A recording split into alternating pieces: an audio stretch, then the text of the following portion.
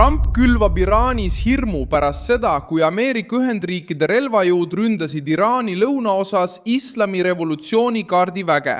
Ja nüüd võtab Trump reedel 29. mail 2026 veelgi karmima seisukoha. Pärast rünnakuid, mida omistatakse Teherani režiimile Ameerika Ühendriikidega seotud laevade, droonide ja huvide vastu Hormuzi väina piirkonnas, vastas Washington järgmiselt.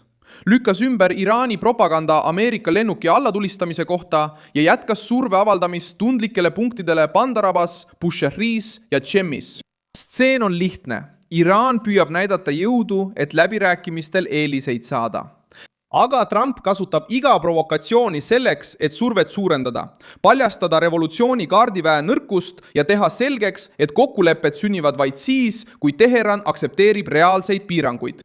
Mida režiim üritas varjata? Miks Trump nüüd nii jõuliselt tegutses? Kuidas sai kaardivägi sihtmärgiks Iraani lõunaosas? Ma räägin sulle kohe kõigest sellest. Kui sulle meeldib selline otsekohene ja aus sisu, siis kaalu tellimist, sest siin on iga päev selliseid videoid. Tähelepanu kasvas pärast seda, kui revolutsiooniline kaardivägi teatas, et ründas Ameerika Ühendriikidega seotud baasi vastuseks ameeriklaste tegevusele Bandarabasi lennujaama lähedal.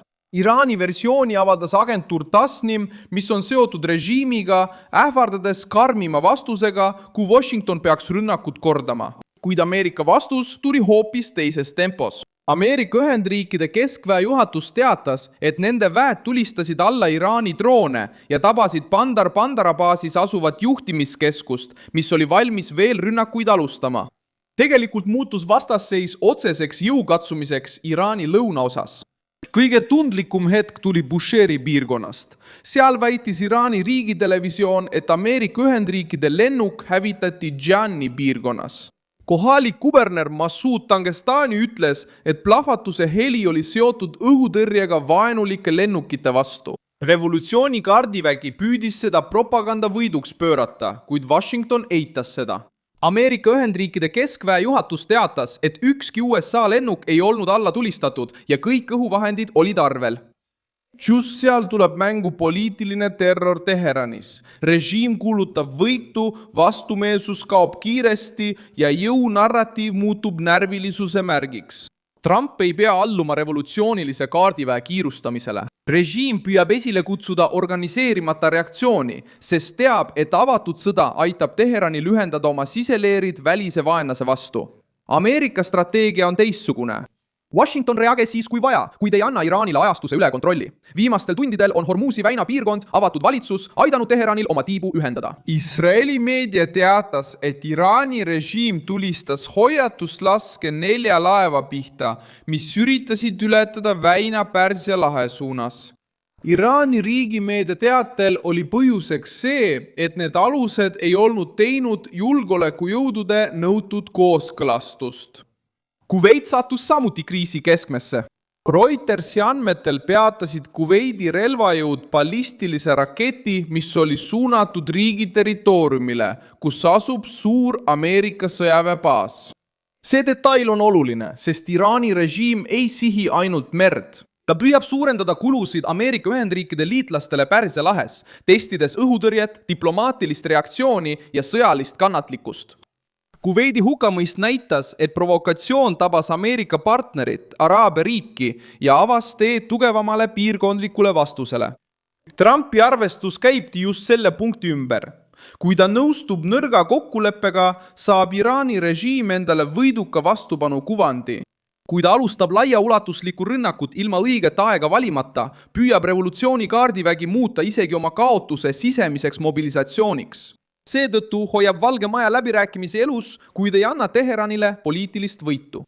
Reuters teatas, et Ameerika Ühendriigid ja Iraan jõudsid esialgsele kokkuleppele relvarahu pikendamiseks. Valitsus, mis on kontaktis, jälgib Ameerika reaktsiooni olukorrale. Vabariigi valitsus, Trump Hormuz. Kuid lõplik heakskiit sõltub endiselt Trumpist. Ja Iraani poolelt toimub küll arutelu, kuid piiramatut voli ei anta. J.D. Vance'i sõnavõtt kinnitas J.D.'d. Ameerika asepresident ütles, et Washington pole veel pärale jõudnud, kuigi ollakse lähedal. See tähendab, et Trumpi valitsus on valmis läbi rääkima, kuid ei aktsepteeri näitemängu. Teheran soovib tõkkeid eemaldada, sanktsioone leevendada ja majanduslikku ruumi taastada. Washington soovib garantiisid meresõidu, sõjalise ohjeldamise ja Iraani tuumaprogrammi osas. Vaidlus ei käi ainult tulevahetuse üle Buheras või Bandarabas.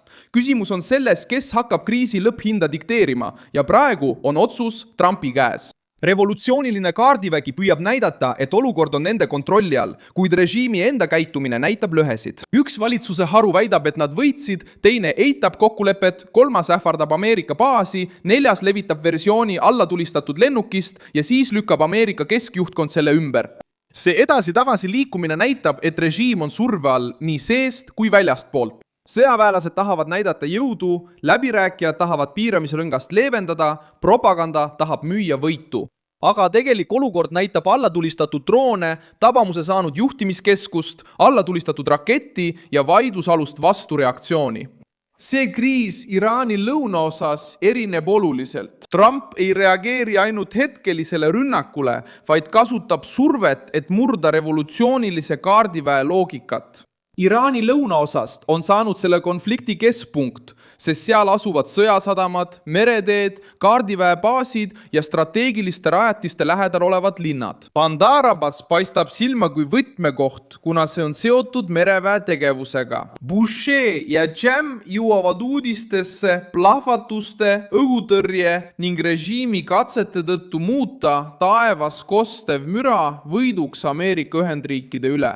Omaani laht ja Hormuzi väin on need paigad, kus Trump mõõdab Teherani tegelikku julgust. See ei ole auditooriumis peetud kõne, vaid surve, radar, droon, rakett ja poliitiline otsus.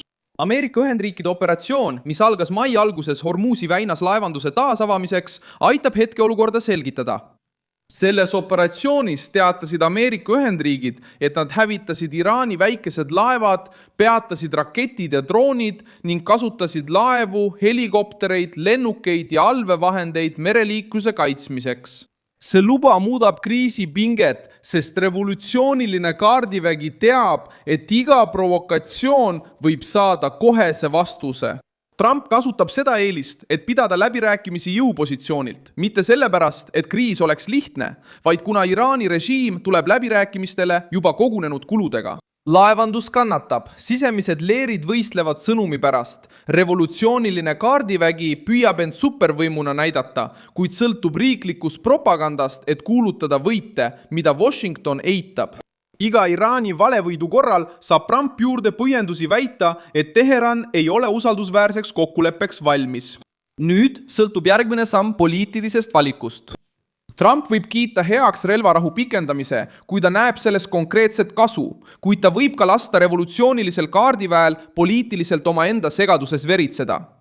Iraan soovib kiiret leevendust. Ameerika Ühendriigid soovivad kontrollitavat kokkulepet. Mina olen Milson Alves, rahvusvaheliste suhete ekspert ja minu eesmärk on hoida sind iga päev tõega hästi informeerituna. Uudiste lingid on videokirjelduses. Pane sellele videole like, telli kanal ja vaata lõpus kommentaare, et olla veelgi paremini Milson Alves ja kogukonnaga seotud.